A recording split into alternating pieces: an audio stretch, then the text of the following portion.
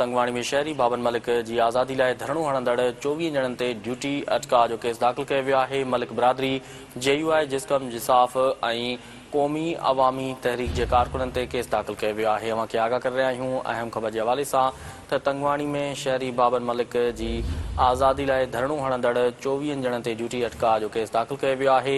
मलिक बिरादरी JUI जिस्कम जिसाफ़ ऐं क़ौमी अवामी तहरीक जे कारकुननि ते केस दाख़िल कयो वियो आहे। अवां खे आगाह करे रहिया आहियूं केस दाख़िल थियण जे हवाले सां त तंगवाणी में शहरी बाबन मलिक जी आज़ादी लाइ धरणो हणंदड़ 24 ॼणनि ते ड्यूटी अटका जो केस दाख़िल कयो वियो आहे।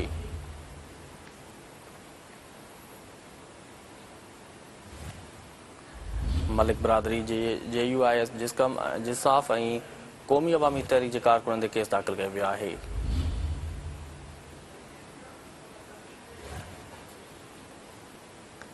तंगवाणी में शहरी बाबन मलिक जी आज़ादी लाइ धरणो हणंदड़ 24 ॼणनि ते ड्यूटी अटका जो केस दाख़िल कयो वियो आहे। मलिक बिरादरी JUI जिस्कम जिसाफ़ ऐं क़ौमी अवामी तहरीक जे कारकुननि ते केस दाख़िल कयो वियो आहे।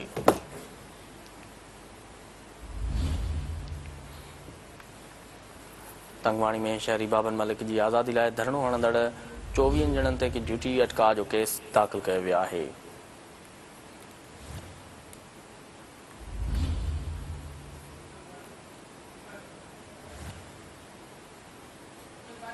वधिक तफ़सील मालूम कंदासीं। टेलीफोन ते मौजूद आहे तंगवाणी खां संदे TV न्यूज़ रिपोर्टर अब्दुल बारी मलिक। जी अब्दुल बारी मलिक, 24 ॼणनि ते ड्यूटी अटका केस दाख़िल कयो वियो आहे, हिन बाबति आगाह कजो।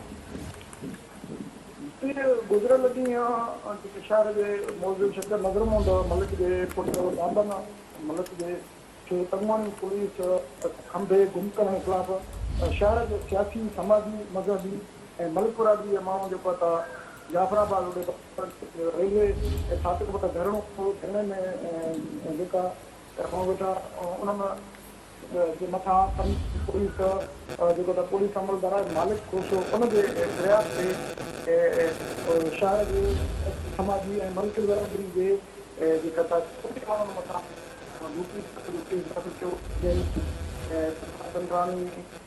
मौज मलिक अब्दुल वहीद ईदन ॿियनि मथां जेका केस दाख़िल कयो वियो आहे। जंहिं बाद जेका उन्हनि खे जेका उहे ईअं ताईं जेका जेका साहत खिलाए उन्हनि जेके पंहिंजी जेके गॾिजाणियूं शुरू करे छॾिया आहिनि। उन्हनि ॿुधायो त हिकु तरफ़ पुलिस सां जेके ॻाल्हियूं कया आहिनि त उहो गिरफ़्तार कयल नौजवान खे आज़ादु कयो वेंदो।